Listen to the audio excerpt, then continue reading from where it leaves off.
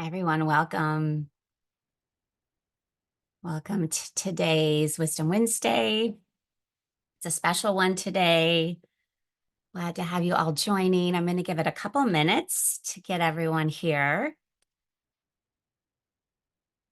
For those of you who are new to Wisdom Wednesday, the first Wednesday of every month, I find something to talk about that comes from the world of psychology, yoga, neuroscience, meditation. And if you've missed any of the past ones, they're all on YouTube. So Dr. Yoga Mama YouTube channel, you can catch past Wisdom Wednesdays. Hey, everyone. They're coming in. I would love to know where you're from. I know some of you are perhaps local. Hi, Sam. I know who Sam is. But I did get some great messages this week. Someone from Australia reached out and said, "What's the time difference between Iowa and Australia?"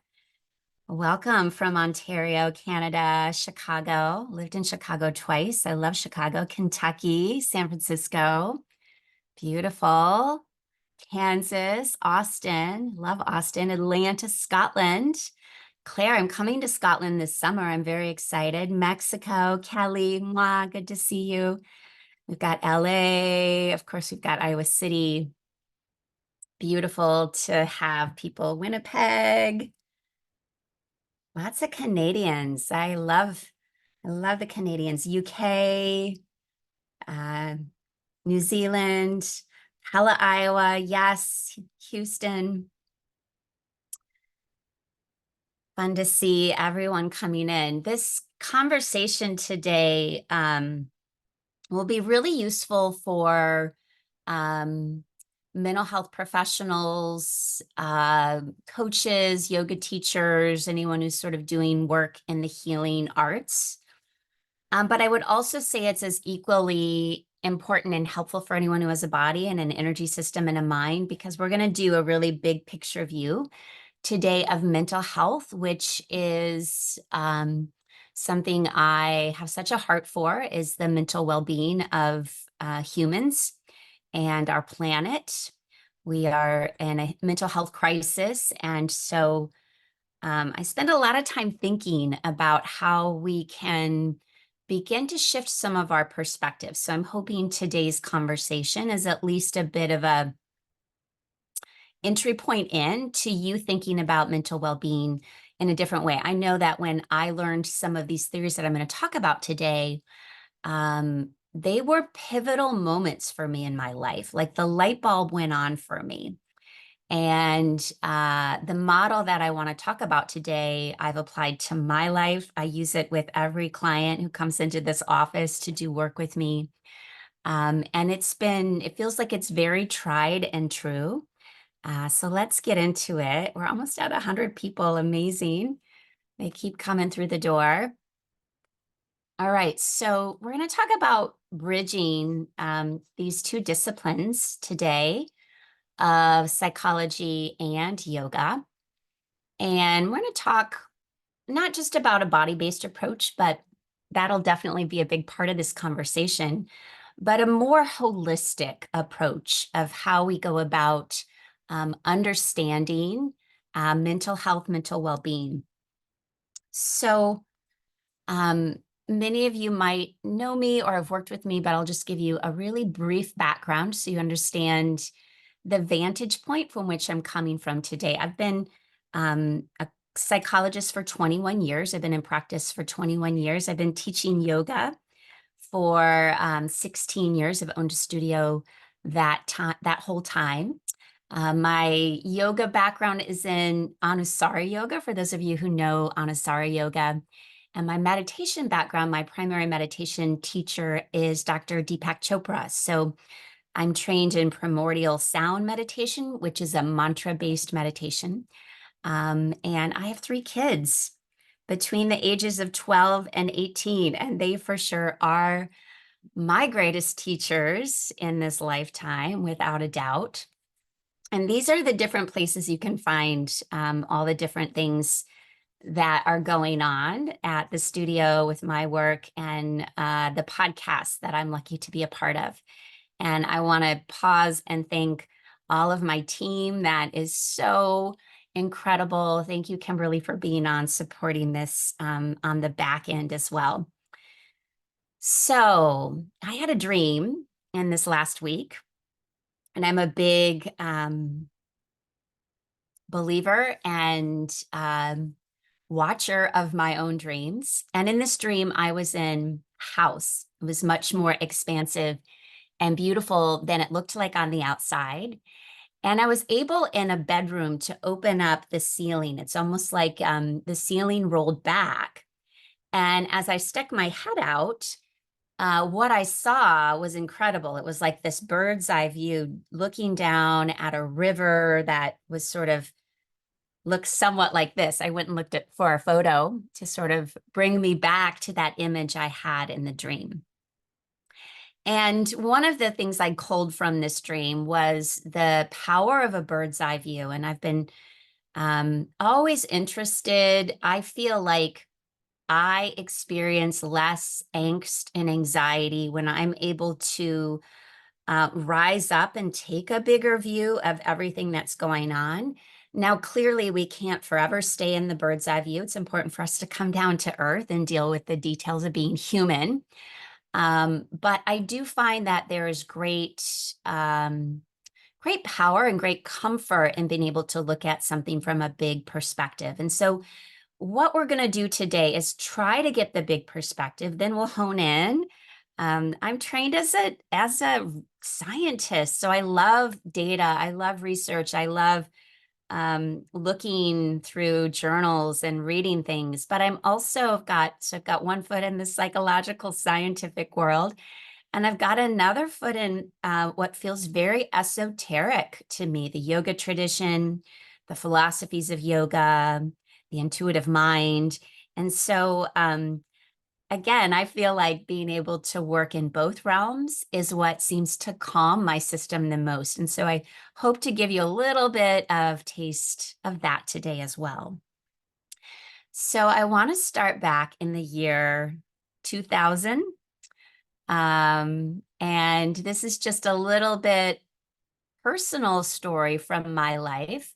It was the year 2000 that I took my first Iyengar yoga class at the only yoga studio in my university town at the time. This was before yoga had sort of hit its big zenith of popularity. And it was also the year that I found the biopsychosocial model. Now, that's not really the interesting part, but I was a third-year graduate student in a psychology program, a PhD program, and we had to take a comprehensive exam. And we were told by our instructors, know everything. You have to know theory, you have to know psychopathology, treatment, interventions, just be prepared for anything. But they did tell us one question that we would for sure be asked. And that was to describe our theoretical orientation. So for any of you who are in the world of mental health, you know that a theoretical orientation is essentially how a therapist views their clients. Like, what are the theories you rely upon? What is the interventions that you tend to bring in? You know, how do you conceptualize the people that you're working with? Well, I knew that I wanted to work with people from a mind-body perspective. I chose a psychology program that had a minor in health psychology. I really wanted to bring the body in, but I could not find a good theory that helped explain this desire that I had to really work with people from a holistic place. This was the best I could do in the year 2000. And this theory came out in the 70s. And what's really interesting is that this biopsychosocial model remains the predominant thinking in American psychiatry. So this is still sort of the model. But even in my young 20s, when I'm trying to think about these big picture ideas and not really knowing very much at all, I knew this model was missing stuff. Like it didn't satisfy me, but it was the best I could do to pass the test, which I did pass the test. I did pass my comprehensive exams. But I knew inherently that it was missing the soul, it was missing spirit, it was missing energy, all these things that are really hard to quantify.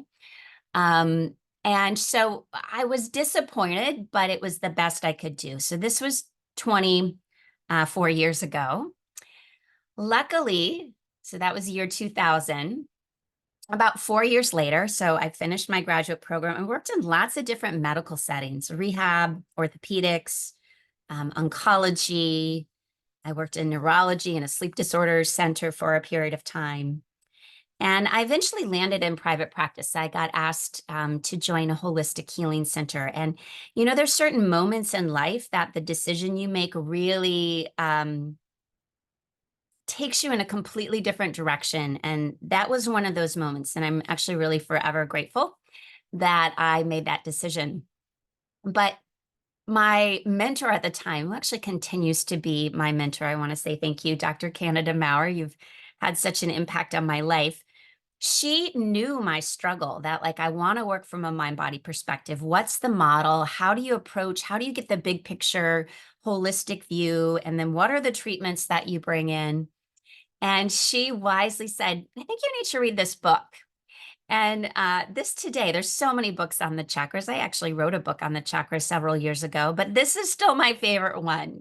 Go get Anodea Judith's book. And it was the first moment where I was like, someone is speaking my language. Someone is taking what happens when you have a physical health condition and it's connecting it to what emotions, what psychology might be integrated with that physical health condition. I ate this book up. I felt grateful. I'd finally found something. And I knew I wanted to study more. I just didn't know where it was going to come from. So I started that first yoga class in 2000. I kept going with my yoga once a week. I was sort of a once a week yoga person. And then I decided, I think I'm going to take an immersion. I'm going to go do this like weekend Anusara yoga immersion. And that was the next little breadcrumb on my path, because it was on that weekend immersion that I learned about the next model that was the light bulb moment for me. And it was called the Kosha Model.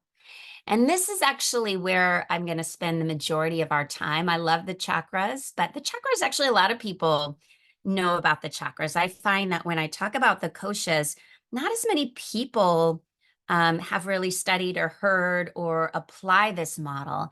And this model is the basis of how I do all of my work in the world. It's a model that comes from an old Vedic text, comes from the Upanishads, which are believed to have been published 500, 600 BC, so very old text. And the word kosha means sheath. It means layer. So the gist of this model is that we don't just have a mind and a body, which is sort of how I'd been functioning up until this point. We actually have 5 different aspects to our being. We have a physical body, we have an energy layer, we have a mental mind, we have an unconscious wise mind, and then we have a layer that's called bliss, which is essentially our highest, truest, most authentic self. And that all of these layers interact with one another. They're not separate. They look separate on this drawing, but they sort of morph into one another. They interact with one another, sort of like the colors of a rainbow. You can't see where the red moves into the orange, moves into the yellow. It's similar with this model. Everything is interrelated. And again, my light bulb went off. It's like, this is what I've been looking for. This is what I've wanted in terms of trying to understand how our bodies and our minds and our spirits are all continually working in tandem with one another. And this model says that for us to really connect to our highest self, we have to take good care of all of the layers that precede that or are entwined with that. So this is essentially the part on the right is it in a nutshell, okay? So, and these are the words of Iyengar. So I might use Iyengar's a very well-known yoga teacher who really was one of the first one to bring yoga to the Western world. But we have to start with firmness in the body. And I don't mean here firmness like hardcore muscle, but it means that you have stability and grounding in the body. Like you are taking good care of your body. Once we are taking good care of the body, we're feeding it well, it's getting enough sleep, it's getting enough movement. That creates emotional stability. That's the second layer, the energy layer. Once our emotions are steady and stable, then we can get clarity of mind. Once we get clarity of mind, then we have access to the wisdom that lives within us. And once we are connected to our wisdom, then we have this beautiful access point to our soul, the unveiling of our soul. And this model says it is sort of a step-by-step path, meaning that we're not meant to sort of start in the mind. We're meant to start with the body. This was my moment, my mind-blowing moment, because of course I'd spent all these years believing that to work with our well-being and health, we start in the mind. And this model says, no, no, no, no. We have to start with the body. If you're starting in the mind, the cart is before the horse. Take care of the body first, and the rest comes. So I want to work through these layers. We're not going to spend an inordinate amount of time, but I want to give you a little more detail, and I want to give you a practice for each of these layers to begin to think about. Simple, easy practices take less than a minute. So our first layer is our physical body. You can touch it. You can feel it. It's very dense, right? And Annamaya means food body, right? So our physical body is sustained by food. We know this. What we put in our mouth is shows up in our body. The body here, though, and this again was a moment of clarity for me, the body reflects the mind. Our mind, as we keep going out in these layers today, they get more subtle, we could say. The body's the most real. It's like, oh, I can see it, I can feel it, I can test it, I can look at it. The mind, like, how do we capture the mind? How do we measure the mind? How do we test the mind? Well, this model says you can understand your mind by looking at your body. And this is a direct quote from this very old ancient text. Truly, the physical body in which we live, this life, is the embodied self of the former mind, essentially.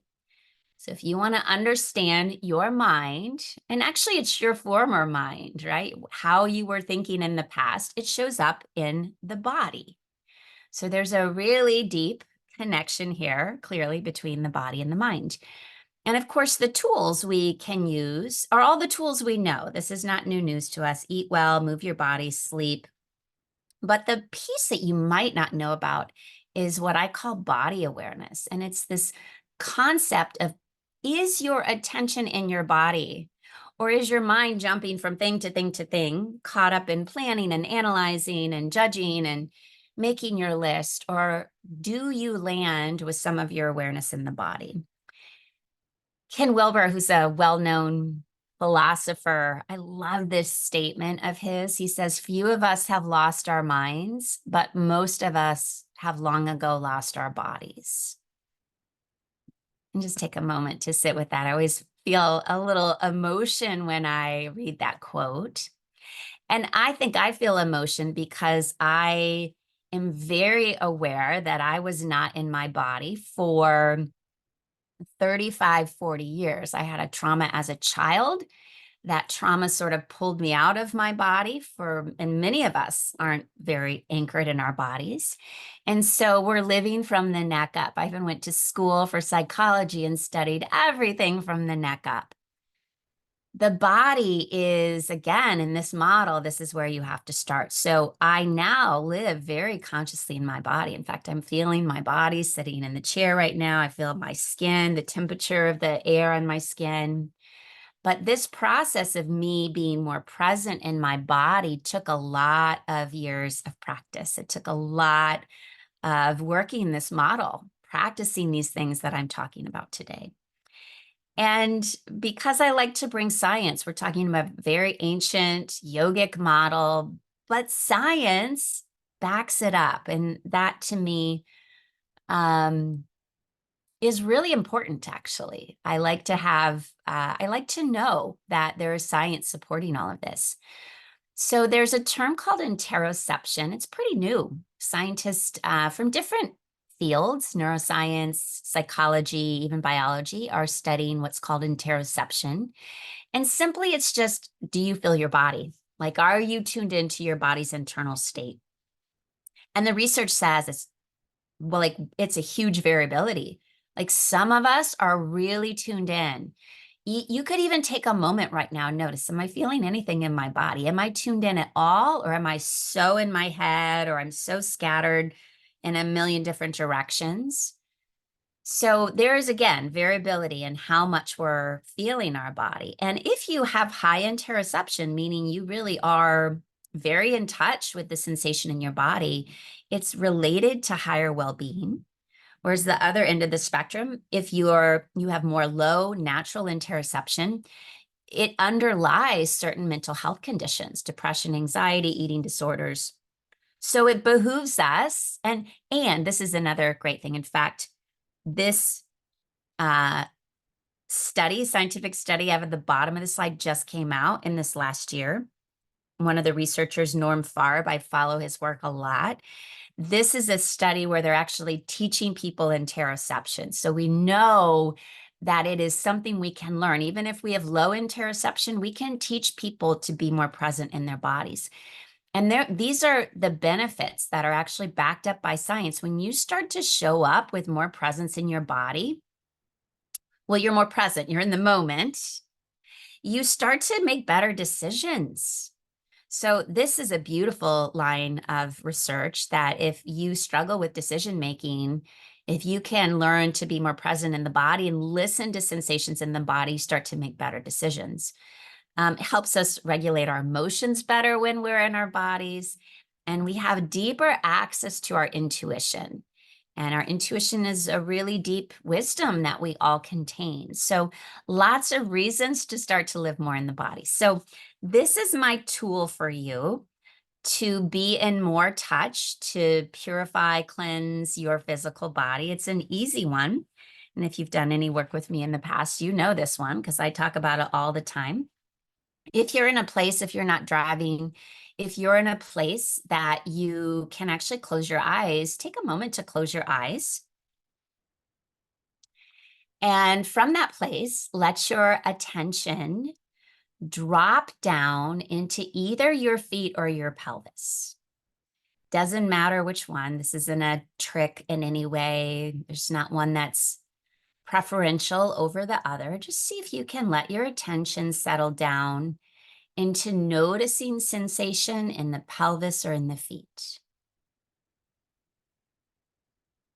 And then stay with the sensation and watch the sensation grow, change, morph. You might feel tingling, you might feel heat.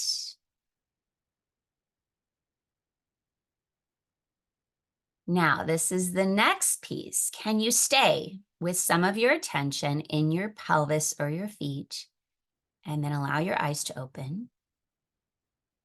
Maybe take in the room around you, but stay in your feet or your pelvis. So look around, engage with the screen again, or engage with the world around you, and see if you can keep some of your attention down. This is really the key. So can I stay with part of my attention in my body at the same time that I'm conversing? I'm having a difficult conversation with my boss. I'm talking to my children. Is it possible for me to train myself to stay part of my awareness in my body? And I promise you, it actually is possible. This is something that so many of the people I work with tell me as a game changer. It's been a game changer in my life, especially if you struggle with anxiety, meaning you have busy head, your mind, you're really living up here, a lot's going on. If you can pull some of that awareness and energy down into the body, it really shifts things almost immediately. So this is a key tool that I'd really love for you to remember. All right, so that was the first layer of our being, our physical body. Let's get into the next layer, which is called the energy layer, the breath layer, Pranamaya Kosha in Sanskrit. The energy body or the energy layer is thought to live about 1 inch or so off of the physical body. And if you like the chakra system, like I do, the chakras, these energy wheels that are related to physical, emotional, psychological material, they live in this layer. So our energy system lives just slightly off of the body. And our energy is definitely impacted by light, by being in nature, and by our breath. So our breath is very, very powerful here at enhancing, cleansing, purifying, opening the energy body. So you'll see the tools that I mentioned down there. Pranayama is the Sanskrit word for breath techniques. And of course, there's numerous breath techniques in the yoga tradition for lots of different purposes. Energy work such as Reiki, healing touch, acupuncture, these are all things that impact our energy layer. And then this last one, it's a simple one. Are you feeling your emotions? Emotion lives in our energy layer. So if we are numbed out, if we're shut down from feeling our emotions, or if we're carrying stuck emotion, this energy layer might need some extra care. The average emotion lasts 90 seconds. It goes through our system. If our system is open, an emotion can run through our body very quickly. But if we are somehow stuck, we're holding on to something, we're holding on to anger, bitterness, fear, the energy body might, so I think about these layers as just like our house get layers of dust or a mess. It's similar with the layers of our body. We have to be consistently cleaning, purifying, working with these layers so that we have access to soul, is essentially what this model teaches us. There is research on breath, but it's so minimal. In fact, I did a literature search on this just recently. There's a ton of work now on mindfulness. But in terms of breathing, it's only about 10% of that literature is actually really focusing in on breath. But the research on the breath is really promising. It does improve our mental health. It does reduce burnout. And it does tend to help people find more meaning in their life.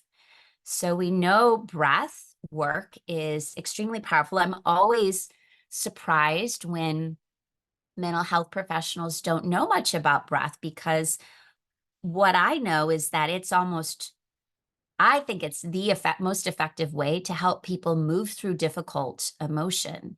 And it can change a mood state almost immediately when you work with breath. So it's a powerful thing to tap into. Again, even though there's not much research, there is this really big, huge study that I have to mention. And ironically, it had nothing to do with looking at breath. It's a longitudinal cardiovascular study, 70 years of data. And it was looking at essentially longevity. And the greatest indicator of how long a person lives in this study had nothing to do with their diet, had nothing to do with their genetics. Well, actually, excuse me. Now I need to say that differently. The greatest indicator of lifespan wasn't just genetics, wasn't diet or daily exercise. The greatest indicator was lung capacity, right? So, and this finding, by the way, has been replicated multiple times. So this big, well-known, long study shows us that our lung capacity is definitely related to longevity. And of course, doing deep breath work is going to increase your lung capacity. I have to do a call out on this book. I love this book so much. It's not written by a health professional. It's written by a really talented writer who is goes in and does all this crazy breath work and learns all these breath techniques from different people all over the world and writes a phenomenal book. So if you're interested in breath, get this book. I love, love, love this book. So we are going to do a breath practice now. Again, 1 minute. That's all we need to shift physiology, to shift even mood state. This particular breath technique is called box breathing. It was named that, I think, by the Navy SEALs. They were the kind of early adopters, but earlier than that were the yogis who call this Durga pranayama with kumbhaka, breath retention. But I love that this is actually a really well-known practice. So it's quite simple. You breathe in for the count of 4. You hold the breath in for a count of 4. You breathe out for the count of 4, and then you hold the breath out for 4. So there's different sort of physiological things that happen on the inhale and the hold at the top. And the place I want you to be aware of is when you hold your breath out, when your lungs are empty. The yogis say that this is the moment when our mind is quiet. So maybe you can tap in for a moment to that quiet space when you're holding your breath out. All right, so if you'd like to close your eyes, you can stay really anchored into breath. That would be great. And let's all start by, no matter where you are in your breath cycle, just release all the air in the lungs. So breathe out now, move to a place of emptiness.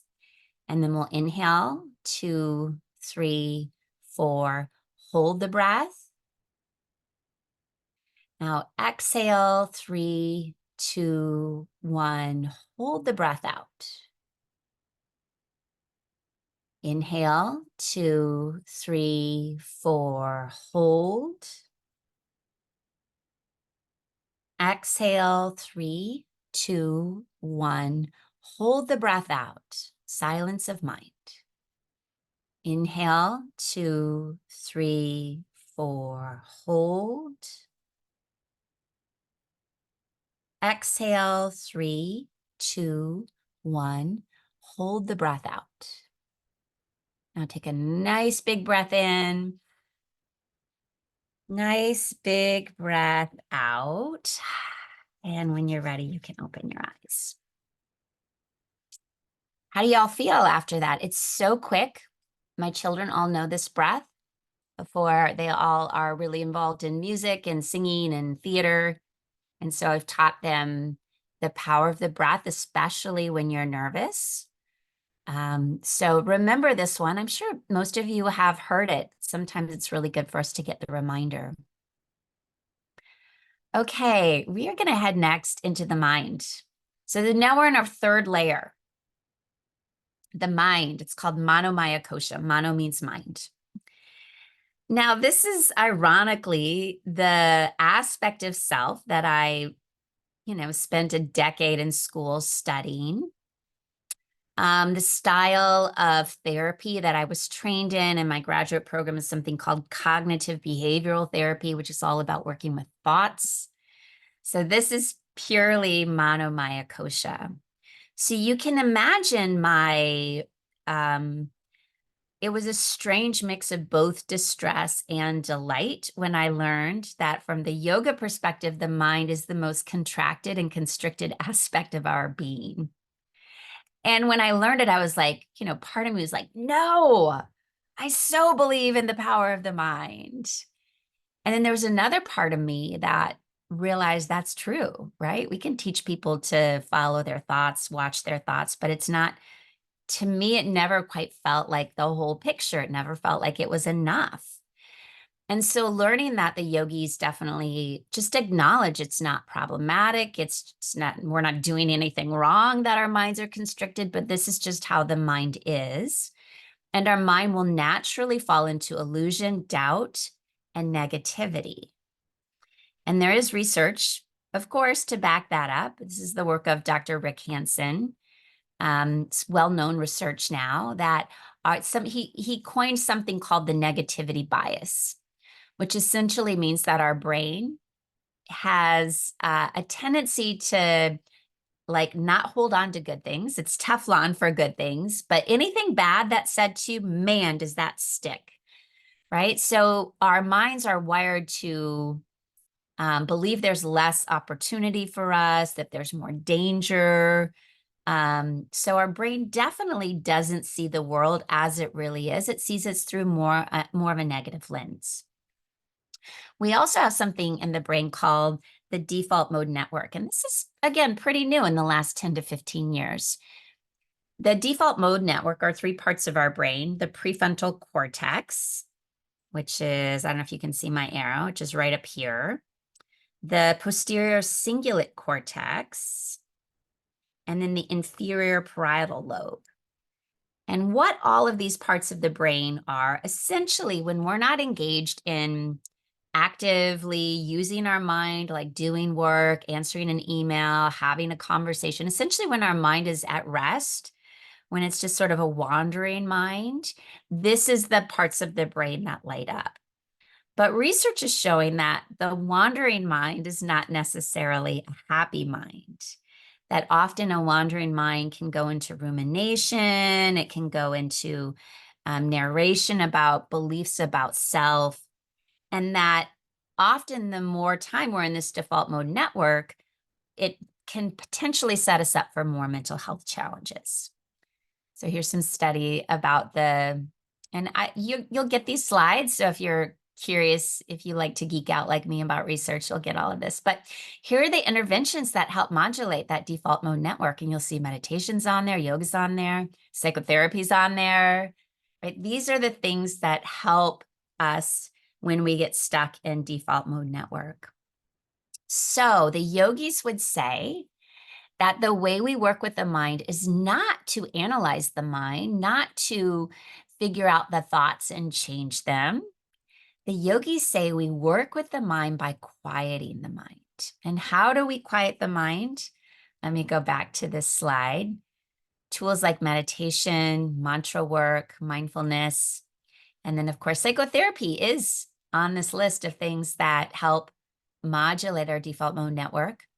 But the 1 minute little entry point we're going to do today is mantra meditation. 1 minute here. Got my phone. I'm going to set my timer. And we're going to use the mantra today, So Hum. Let me tell you about this mantra. Mantra comes from the yoga tradition. Mantra simply means a tool for the mind. And So Hum, there's hundreds of mantras you could use. This particular one, So Hum, means I am. Means I am. Sorry, guys, my screen sharing is paused. Let me stop it. Well, you don't need it. You don't need the screen right now. So Hum means I am. So we're going to work with staying with a mantra in our mind for 1 minute starting now. You can close your eyes if you'd like. As you inhale, maybe mentally repeating so. And as you exhale, hum. So hum. The mantra might be connected to the rhythm of your breathing. It might not. It might just be a mental repetition. So your mind is focusing on the repetition of the phrase, so hum. So hum. When the mind wanders away, observe that and gently bring it back to so hum. All right, that was 1 full minute. You can maybe rub your palms together, open your eyes. How was that? Super quick. I'm curious, did anyone notice that as you were repeating so hum, you noticed there were other thoughts that were still going at the same time? So this is, I'm assuming that there are some of you out there that happened to, because it happened to me. Yes, thank you, Lynn. Yes. So one of the biggest misconceptions about meditation is that our mind should stop. We should have no thought. We should just be completely quiet and still in our mind. And no one can do it. So we all feel like we fail at meditation. Meditation is watching that the mind is very busy. And so as you're repeating that mantra, so hum, you will notice it's almost like there's two trails going. Here's my mantra, so hum. Here's my thinking about what's coming next. And there might be a moment where, boom, it's just the mantra, so hum. And then suddenly I'm thinking again, and then, oh, I'm just with the mantra. That's what meditation is. And of course, there are so many benefits that we're not going to talk about or get into research wise, but it's a powerful, powerful, powerful practice. Okay, let's get back to, I want to make sure that you are seeing my screen. Okay, there we go. Fourth layer. We've got 2 layers to go. Fourth layer. Vigyanamaya kosha. This is, I mean, of course, as humans, we can contain all these layers. This is the layer I'm most curious about, I guess I could say. I was going to say it's my favorite layer, but it's hard to have a favorite layer when you need all of them, but I am so curious about this layer. And in Western psychological thought, we call it the unconscious mind. It's the realm of archetypes. It's the realm of the collective unconscious. It's the realm of imagination. It's the realm of dreams. The yogis would also say this is where our wisdom resides. And so we need a lot of discernment. When we're tapped into this layer, we have a lot of discernment. We know what's real and right and true for us. And we also are tapped into a lot of our own power when we're able to access this layer of our being. And here are some of the tools that can really help you move into this layer. And of course, intuition is a major aspect of this layer. Albert Einstein was a fan. And research does suggest that we have what the yogis call the 3 seats of intuition in the body: the gut, the heart, and the head. And so again, there's research now supporting that we have gut instincts, that our heart sends more messages to our brain than vice versa. So research is saying, yeah, actually, it's true. We do have these intuitive centers in the body. And when we have more direct access to them, we make better decisions. We have better discernment. So here's our final 1-minute practice. You heard me say that Vigyanamaya kosha, the wisdom layer, is really in alignment with imagination. So just for 1 minute, I'd like you to close your eyes. And I'd like you in your mind, using your imagination, I'd like you to travel to a beautiful, safe place somewhere in nature. This could be a beach. This could be the mountains, the forest, a meadow. But allow yourself to really be there and start to notice all the details, the colors, the sky. Feel your feet on the earth. Just feel a light breeze caress your face.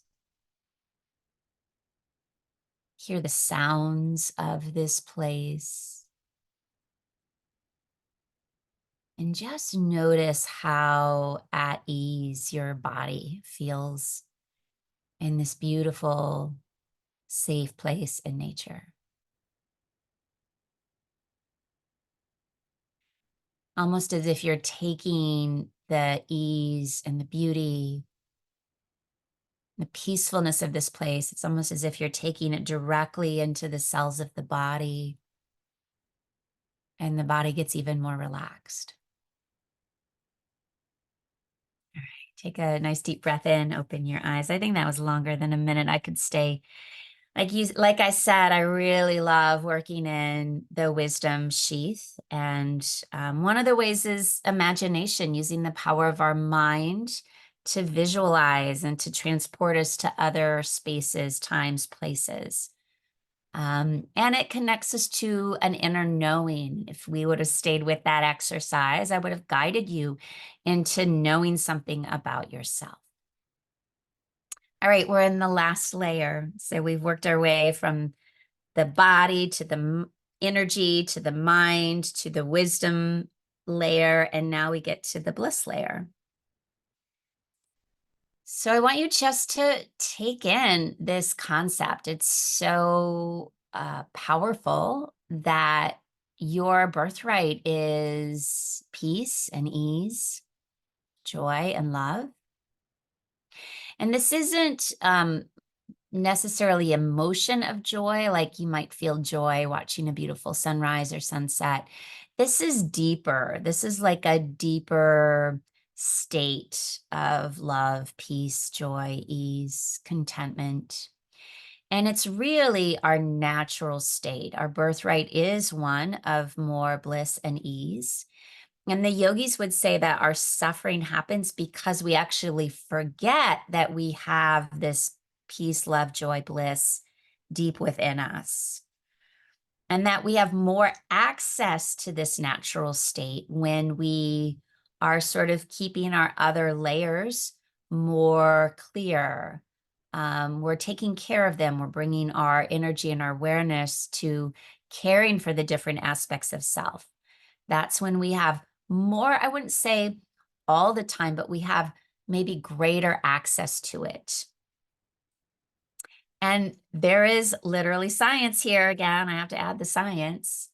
This is called the Bliss molecule. It was discovered in 1992, and it's called Anandamide. It was named after Anandamaya Kosha, Anandamide. And Anandamide is a neurotransmitter that is related to how our brain communicates peace, ease, comfort, bliss. There is a few people who have a gene mutation, so they carry much higher levels of this neurotransmitter, anandamide. And they, these lucky souls, they have biological immunity to anxiety. So they don't feel anxiety ever, and they don't experience fear. It's not me, but there are some people out there who have much higher levels of this chemical. All right, so let me pull this together for you one last time. And I want you, this is the sort of, again, the big picture, but I want to give you maybe a more practical idea of how you would apply this to your own life, or if you are a health professional working with clients or a healer, how to apply this model. So when someone walks into my office, and most people who come to see me aren't coming in with a lot of mental clarity, or they wouldn't come to see me as a therapist. So they're struggling with something. They've got some suffering going on. So if I relied just on my traditional training of psychology, I would usually start in the mind. We would talk about things. I would get a history. I would learn about their thought patterns. I would learn about their history. We would start in that third layer. But this model says, actually, what if you started in the body? What if you started in awareness in the body? So yeah, there's times that I might, do a restorative yoga pose with the client, but more often than not, they're sitting on this couch over here, and I'm just bringing their awareness into the body. Can you feel your feet? Can you feel your pelvis? Let's take a moment just to land attention and awareness in the body. So that's where I would start with them. Then we'll add the breath in. Take a couple deep breaths into the belly. We might do that 4-part breath, especially if they are feeling a lot of anxiety or they have a lot of emotion. Just using breath is really super calming so that we actually can then get to more mental clarity. Now, the thing that in these 20 years of clinical practice, and I haven't been practicing with this model for 20 years, but I have for probably a good 16, 15, 16. That because I tend to start people in their bodies, or we tend to start in the body and move towards the energy in the mind, we almost inevitably find wisdom. And so one of the things when I'm working with a client is I often record when I'm taking them on this journey into their body, find the breath. Let's work with the thoughts that are associated with where you're feeling intensity in the body. I record these sessions, just voice recordings, because, and I still am blown away by this. Inevitably, there will be a moment in this exploration where my client will speak the deepest wisdom. They will know the answer. They will say what they need to hear most. And we both feel that wisdom. It's always powerful. It's always true. It's always real. And I believe it's because we're working through these layers so that we actually can access. Everyone holds wisdom. In fact, I always tell clients, I don't know the answers for you. I don't know what's best for you, but I know how to guide you in. And by guiding you in, you're going to find the answer that's right for you. And this is really, I feel like, the model that has taught me how to do this. And it works every time. I do have to say it works every time. So if this is so interesting to you, and if it's not, bless you, I know it's okay. I'm totally geek out on all of this, but I'm starting a training February 19th, so less than 2 weeks away, Monday, February 19th. It's a certification. So it's really designed for health professionals, yoga teachers, and then there's a lot of people that come in and are like, I just want to learn about myself. And there's actually a project we do in this program called Me Search. We're doing it this year called Me Search.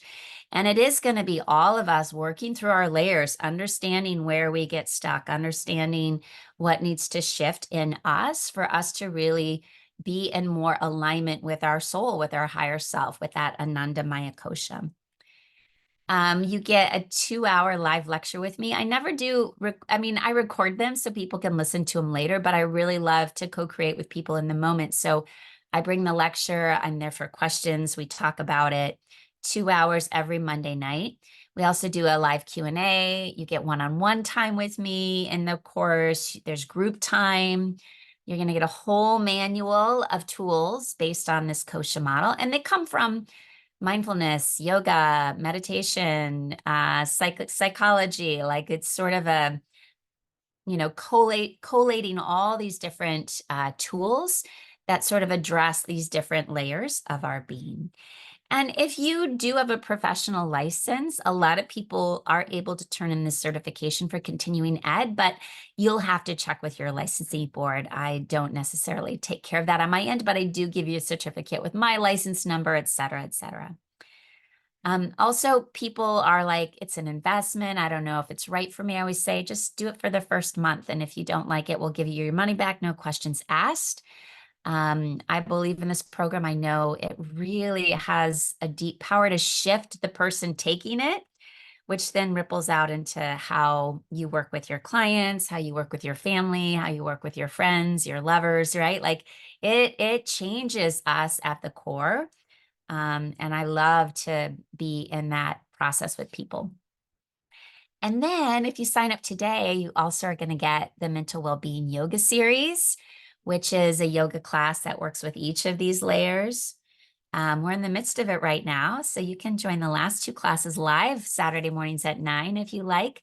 Otherwise, you'll get them all recorded. So I'm going to get out of this screen and come back to looking at you face to face. Any questions I would love to talk about? Curious if this spoke to any of you, if you, you can already feel how this applies to your life, to your work. I'm so grateful for this model because I felt for so many years that I knew there was something more. I knew there was something more, and there just hadn't been anyone who had articulated it until I found it had been there all along since, 500 BC. Thank you, Melanie, for being on. Thank you, Carolyn. Thank you, Danielle.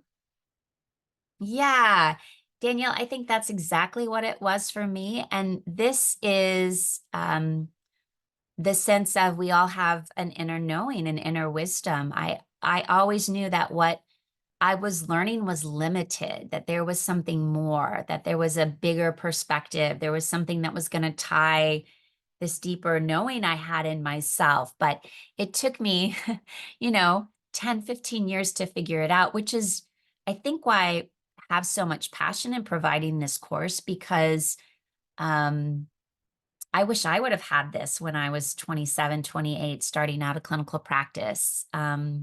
I wish I would have known this. I think it would have given me a lot of shortcuts, and then would have allowed me to develop deeper in other areas. So that's really the reason why I put so much time into providing this course, because it's something I wanted. So yes, Michelle, we are a firm believer at Heartland Yoga and Dr. Yoga Mama. We are a firm believer in that whoever is called to this course, we want to support them in taking it. So there are scholarships available.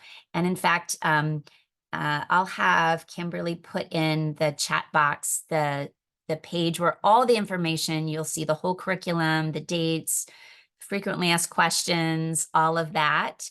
And on there is a little link where you can fill out a form for a scholarship. So we definitely, if someone wants to take it and doesn't feel like it is feasible financially, we'd like to support you in that. So for sure, check that out.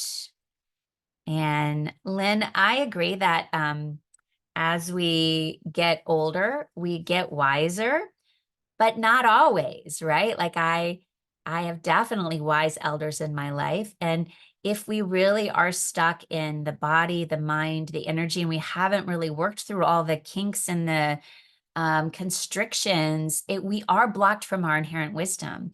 And I think we probably all know young people who are super wise. We call them old souls, right? Like they somehow are really tapped into a deeper knowing, a deeper wisdom. I have one of those in my life, and I'm always like, what? I'm so glad that this spoke to so many of you.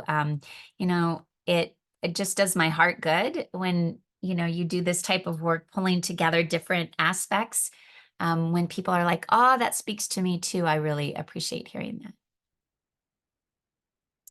Yeah, and CBT, I mean, I love CBT in that it was my first form of therapy that I was trained in, but I always say that early in my career, I had sort of this dark night of the soul. Like, is this it? Is this all I got to help people with, is looking at their thoughts? And so when I started to really study yoga and see like, oh no, there's so much more that we can work from, it sort of helped bump me out of that dark night. Oh, I'm so glad that this session brought you peace. So it's always a balance of trying to give a bunch of information. So I'm glad that you felt peace, because I think conceptualizing myself from this model, it does bring me peace. It gives me that big picture perspective. And I know that when my body is off, I have an illness or I'm struggling with something in my body, I know that it's going to impact my energy and my mind, and that there's tools I can do for my energy and my mind to help my body, and vice versa. So I agree, there's a lot of peace in sort of understanding the interconnectivity of all of this. Kim, I'm so glad you're going to join me on this journey. And Amy, I know the science that it backs it up, right? It really is showing that these ancient practices are the real thing. Yeah. Dan, so glad you joined as well. And Karen, I love that you are going down this path and you just didn't know it. And that's the wisdom, right? Like when you're tapped into your own intuition, your own inner knowing, you sort of maybe already happen upon this, or you sort of, sometimes I feel like when I present this, it's sort of like well, no, duh, we all know this. We all know that we have to take care of these different aspects. Because it is so, it's sort of like wired in all of us. Yeah. Thank you, Gracie. Thank you, PJ. Thank you, Beth. Yeah, yoga and psychology. When I have told this story before, when I first started having the yoga studio, it was right next to where I was doing my private practice, and I would come in yoga clothes, but then I would have a separate bag of my psychologist clothes, which was totally ridiculous, and I would go change in the bathroom. So I kept them separate for a long time. Like I would teach yoga and then I would go do talk therapy. And it took actually, I didn't even talk about this today, but it took sort of a physical health crisis. I developed some autoimmune problems and had to shift so much in my life. It actually took that forced me into, oh, wait, I need to combine these things. I need to combine them for my own well-being and health. And then it totally changed how I started to work with people. So I do think they not only complement each other, but they empower each other. You know, sometimes if we're just doing yoga, it stirs up things that we need a place to process it, like in a therapeutic setting, and vice versa. Talk therapy can, if we're, if we're stuck in our body, we might not get as far in talk therapy. So they complement and I think augment each other in many ways. Kate, thank you for letting us know that the scholarship application page says it's closed. I will get on that right after we get off, or someone on the team will, and we'll make sure that it's up and going here in the next hour. So stay tuned. Please come back, Kate.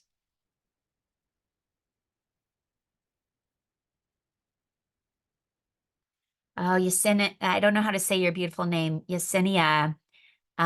So well said. You write that our world has done a great job creating specialties in healthcare and mental health. I agree. Yet that's also caused such a division and disconnection. And I couldn't agree more with you, which is why I think this program, whatever your healthcare path is, I don't know if you're a physician or you're a mental health professional, this certification is going to create at least a methodology for how to bring them together. So I agree. I went through that training that I thought I was getting into a training that was going to teach me about how to bring the body and mind together.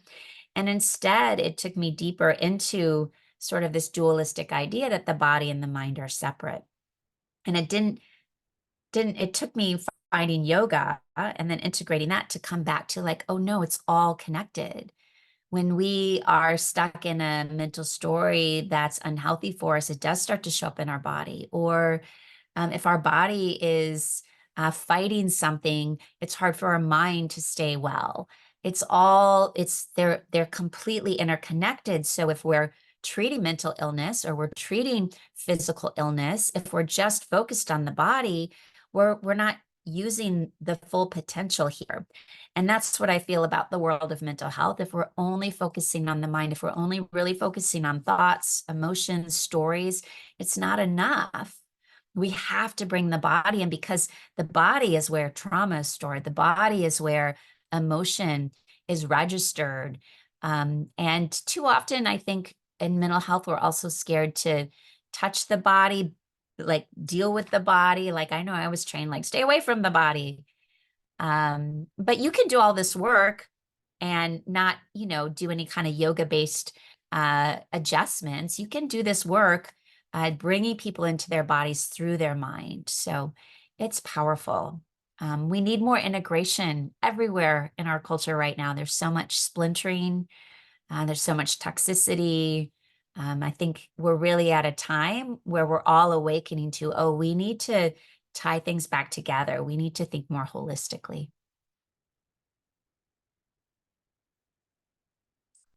Thanks, Ashley, for being on. We're speaking the same language. You're a massage therapist and a social worker, so you're tying together that body and mind as well. Yoga therapy, yep, this is in beautiful alignment with all the good work that yoga therapists do. Oh, I love this question so much, Karina. How long do you find that it takes to progress through the first two koshas, so the physical body and the energy body, to access the mind and better utilize the psychotherapy tools that ultimately leads to wisdom? It's different for everyone, but I feel like it's essential for everyone to move through the body and the energy to get to the wisdom of the mind. So I guess I can give you an example. If I have a client who comes in my door and they're highly anxious, they've just had an incident that's really stirred something up in them, and they want to sit down and unload right away about everything that's distressing them, they can certainly do that, but they will have a very hard time from that vantage point tapping into their wisdom and knowing what to do next. So the best thing I can do is actually, instead of letting them sort of unload verbally, is to actually take a moment. And this is almost every session I start like, let's just take a moment. Let's land here, drop into your body. I might do just a mini body scan. Let's take a couple deep breaths.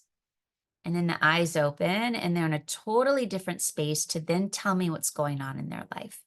So even just that very brief, it can take like 2 minutes, 3 minutes, then can change the whole rest of the session because we started with the body and the breath.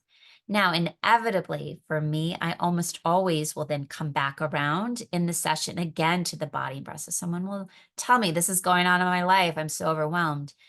I might say, all right, let's actually check in with the body and see what it has to say about this. And we'll go in to usually where the body's speaking most loudly. We'll sort of start to listen, talk to that part of the body. And inevitably, the constriction in the body is almost always tied to what's going on in their life. And it's always also usually tied to the wisdom that they need to access to make sense of what discernment they need to move forward in a way that's in their highest interest. So I would say that this isn't like, oh, you need a year of yoga, you need a year of breath work.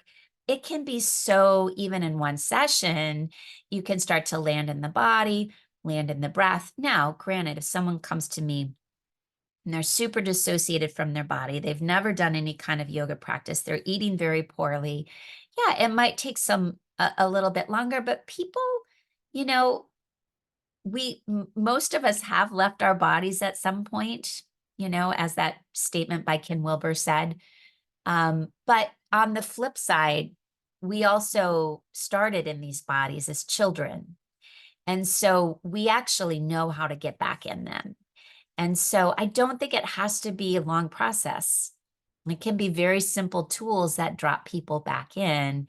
And then again, you might see that the whole rest of the session unfolds much differently than if you just stayed in busy, let me talk about everything. Danielle's glowing on the inside. I love that. Yeah, and thanks, Joe, for coming, even if the course doesn't work out. And by the way, I didn't mention this. A week from this Friday, I'm going to do another little sort of webinar like this around just the body and the messages the body sends us and what they mean. So learning to listen to your body and actually decode its messages is sort of an art form. So we're going to get into that a little bit deeper next week. So pop onto that. It'll be free as well. And this course, Yoga for the Mind, it's usually offered about every 3 years. Also, if for whatever reason it feels like the right timing, but you don't know if you actually can show up for it live, you can purchase it and it's all recorded. So you could, work with it next year and be in touch with me. You'll miss some of the live stuff, but if it feels like I want it next year and you're not going to offer it next year, you could still purchase it now and dive into it and dive into the videos at a time that works. Katie, do you have a book or article on the intuition research? Okay, so I don't have one source, but I can send you to a couple places. Um, all the data on the gut is really coming out of all the new research in functional medicine, where they're looking at the microbiome and they're studying how the microbiome has like it's like its own little mini brain. I know there are lots of published articles, but more than that, there's some really good popular press books now on functional medicine and microbiome and the intuition of the gut. Um, the heart stuff, the second seed of intuition in our body, there's something called the Heart Math Institute. It's a nonprofit out of California. I think it's heartmathinstitute.org. They're doing all kinds of research on the power of the heart, the electromagnetic energy of the heart. And they're really the ones who discovered that the heart is sending way more messages to our mind and our brain than vice versa. So the heart actually knows and is processing things more in some ways than our mind is. And then, of course, third eye. there's not I can't think of any research off the top. There is. There's a study that actually came out of the University of Iowa like 20 years ago about intuition reading like in a card game. And it was really establishing the power of that a person's body intuitively knows things before it registers in their mind. So I know that those aren't specific things, but hopefully those are some breadcrumb trails that can take you to learning more about it. Yes, Amy, this recording will show up on the Dr. Yoga Mama YouTube channel. And then all the past Wisdom Wednesdays that I've done are also on there if you'd like to. If you've all signed up for this, you'll get an email tomorrow as well with the recording and the slides. Yes, I will put the slides. So we'll send an email out later today or tomorrow with the recording. I'll also send the slides as a PDF as well, so you'll have access to those.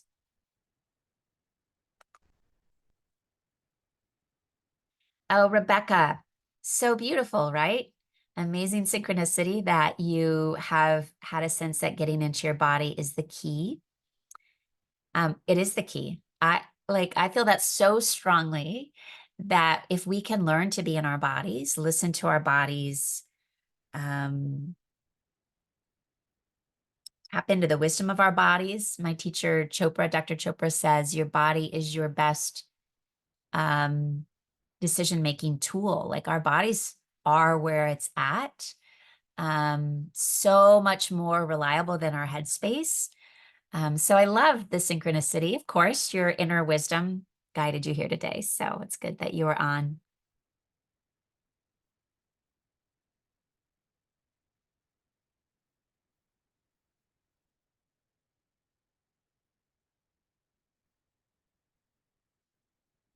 Megan says she used to be more tapped in her 20s.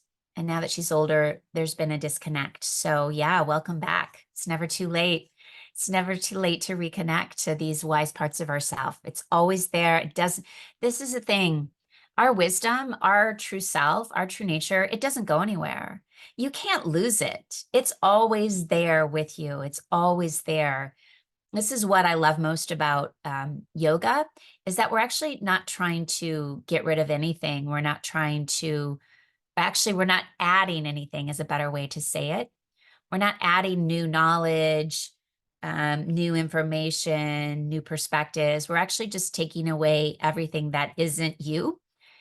Yoga, I think, is like a cleansing path. It's a purifying path.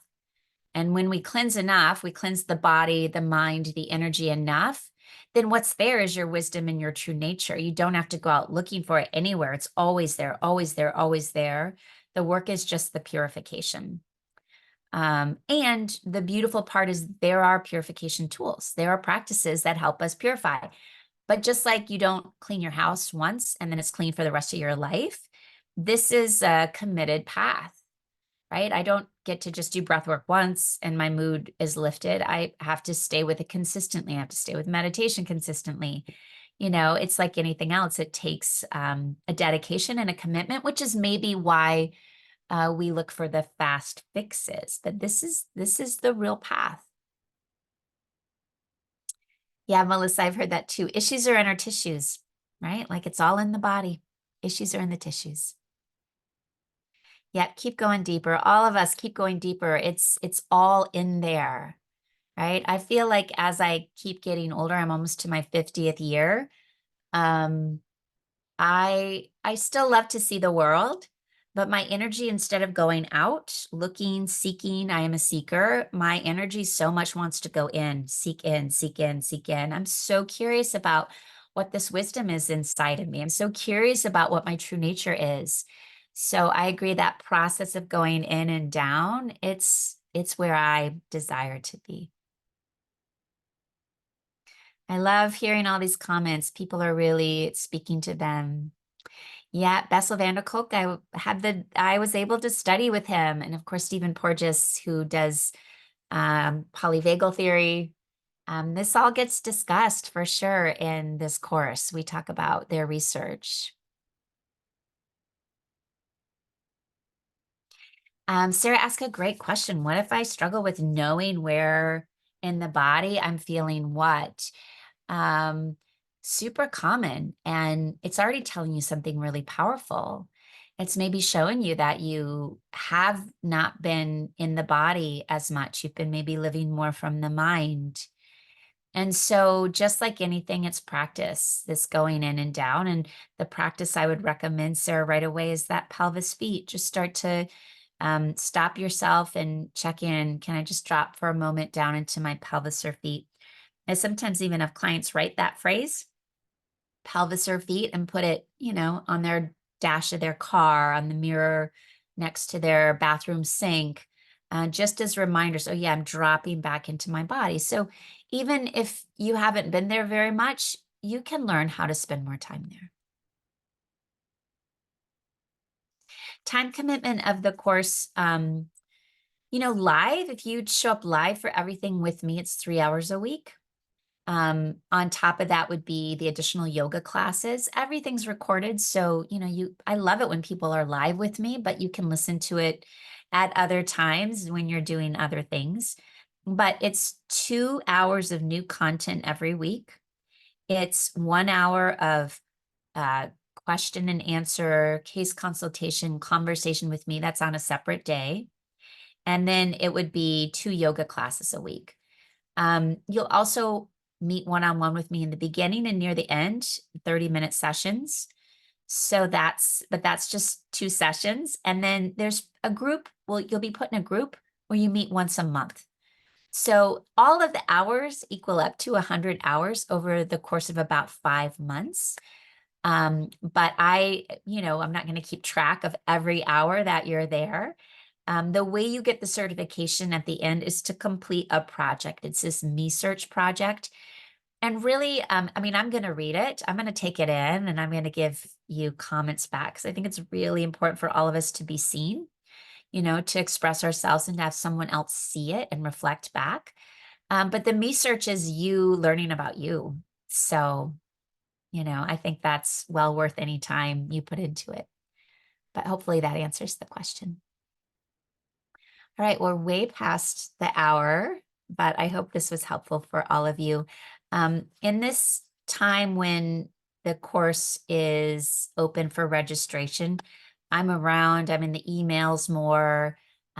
Kimberly is around checking the emails. So write with questions, we'll get back to you.